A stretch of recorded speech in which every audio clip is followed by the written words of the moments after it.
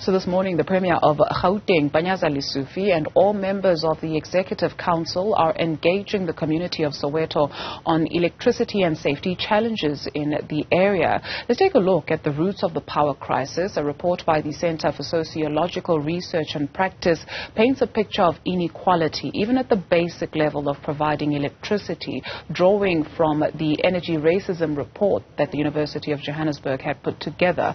We're now joined by the Director for Sociological Research and Practice at the University of Johannesburg, as well as the leader of the Soweto Electricity Crisis Committee, Dr. Trevor Ngwane, for more on this report. Thank you very much, Dr. Ngwane, for availing yourself this morning. What was the big idea with the report called Electing to Electrify, the ANC National Conference and the Roots of Power Crisis? Thank you very much, and thanks to your viewers.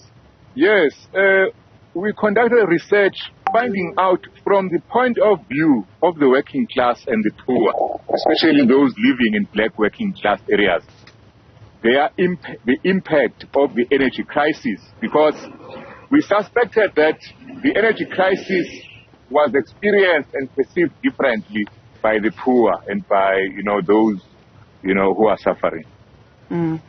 What did you find when you were unpacking the local crisis and state response in Sun Valley in Soweto? Well, Sun Valley in Soweto is an area where people did not have electricity for 14 months. And in fact, they only got electricity the day before the local government elections.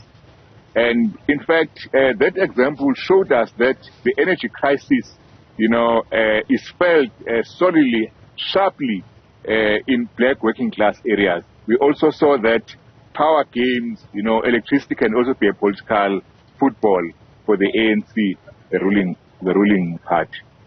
You further contend that the former apartheid government, or like the former apartheid government, state concessions to the black working class under the ANC are arguably underpinned by a paternalistic relationship, meaning what? Well, basically, apartheid was racial capitalism.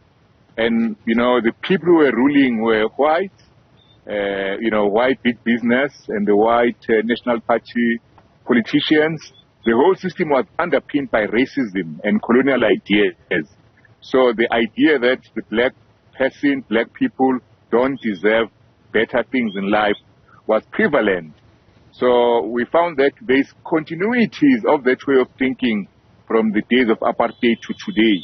So authorities today still harbor the idea that, black working class people, the poor, don't really deserve electricity, don't really deserve, good houses, a good life. So that's why we say it's paternalism. They don't regard our people as, people deserving respect. Is this how then the notion of energy racism came about?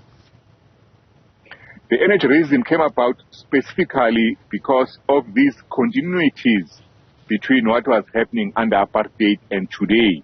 The fact that black working class areas, suffered more load shedding, more blackouts. The fact that black working class areas did not receive the same standard of service. If there are call-outs like in Sun Valley, a transformer was not fixed for 14 months. This never happened in Sandton and Umhlanga Rocks. So that's why we said it's energy racism. It's a continuity of those racist practices and attitudes. You also commend the major gains that have been made under the current administration, including sanitation and electrification and the delivery of RDP houses, even though there are some questions that you ask. You also note, though, that the ANC policy effectively shifted from the RDP to a market-oriented policy called the Growth, Employment and Redistribution one, which has since 1996 reinforced poverty and inequality.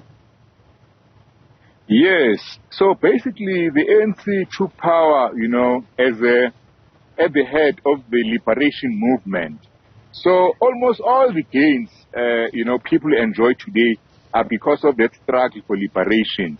But as soon as the ANC took power, big business, vested interest, started to have influence over ANC policy. So all the advances we see in terms of housing, electricity, schooling, jobs, whatever, is due to the momentum of that struggle for independence, for liberation. But the big business, vested interest, the old white bloc is pushing back. And one way it's doing that is through actually co-opting some of the leaders of the ANC, distorting ANC policy, forcing it to adopt policies which favor the rich over the poor. So that's why we talk about advances, but also pushbacks by those in power, by the rich and the privileged. We have identified the problems. What then are the recommendations? Yeah, firstly, the ANC must do away with energy racism. So whether you live in Soweto or Sentin, you live in Lamontville or Umhlanga Rocks, Kukuletu or Constantia, you must get the same level of service in terms of water, electricity, housing. So that is energy racism, or the continuity from the apartheid past. Secondly, black working class areas must actually get massive injection in terms of infrastructure development. Because, with energy, the power lines, the substations, the transformers are not up to standard. And when they do get broken or need repairs, it takes long. So, we must receive the same amount of service. Lastly, the ANC must move away from putting profit before the needs of the people. I think we should have reliable, affordable, safe, clean energy for all people, not just for the rich and powerful. Dr. Ngwane, before we let you go, you've mentioned the concept black middle class, I think twice or thrice already. What is that? The black middle class are those people, say like myself, who've got some education, who tend to occupy professional positions. Indeed, most of the prominent leaders of the ANC come from that class. Mandela was a lawyer, Tambo was a lawyer, etc. But the problem with the black middle class is that during the struggle against apartheid, they sided with the black working class and the poor. But as soon as we got our independence, they are moving now to side with the bosses, with Oppenheimer.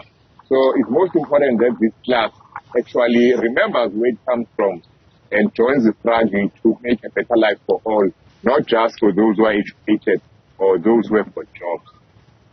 Dr. Trevor Ngwane is with the Center for Sociological Research and Practice at the University of Johannesburg. He's the director there. Thank you for your time this morning.